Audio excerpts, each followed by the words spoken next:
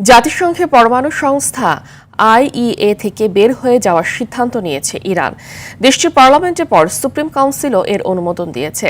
এদিকে আন্তর্জাতিক পরিদর্শকদের পরমাণু প্রকল্পে প্রবেশে বাধা দিলে ইরানে নতুন সংকট তৈরির সতর্কতা জারি করেছে আন্তর্জাতিক আণবিক সংস্থা।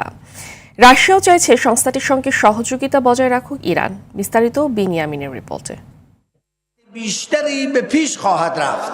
অবশেষে জাতিসংঘের পরমাণু প্রকল্প পর্যবেক্ষণ সংস্থা ইন্টারন্যাশনাল অ্যাটমিক এনার্জি এজেন্সির সঙ্গে সম্পর্ক স্থগিত করল ইরান। গেল বুধবার দেশটির পার্লামেন্ট মজলিসে এ সংক্রান্ত যে বিলটি পাশ হয়েছিল, বৃহস্পতিবার সেটির অনুমোদন দিয়েছে দেশটির সুপ্রিম কাউন্সিলও।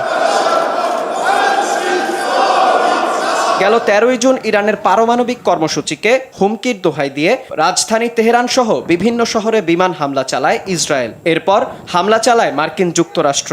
এই হামলা শুরুর পর থেকেই আন্তর্জাতিক পরমাণু সংস্থার প্রতি চরম অসন্তুষ্ট ছিল ইরান, কারণ সংস্থাটি সবচেয়ে বেশি ইরানের পরমাণু কর্মসূচি পর্যবেক্ষণ করেছে। অথচ ইসরায়েলের অভিযোগের বিপক্ষে ইরানের কর্মসূচি নিয়ে স্পষ্ট কোনো মন্তব্য কিংবা হামলার কোনো কার্যকর প্রতিবাদ জানায়নি তারা।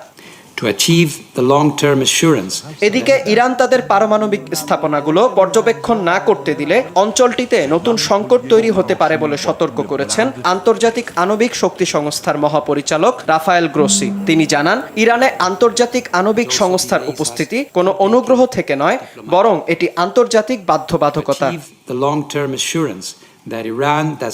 তবে ইরান একতরফাভাবে সহযোগিতা স্থগিত করলে নতুন সংঘাতের হুমকি দেন সংস্থাটির মহাপরিচালক। সংস্থাটি থেকে বের হয়ে পরমাণু প্রকল্প পরিদর্শনে বাধা দিলে তেহরান আন্তর্জাতিক আইনের বিরুদ্ধে চলে যাবে বলে সতর্ক করেন তিনি।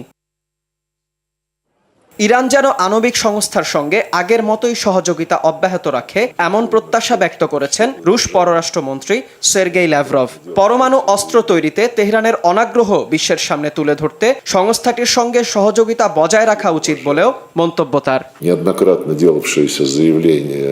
বিনিয়ামিন, RTV।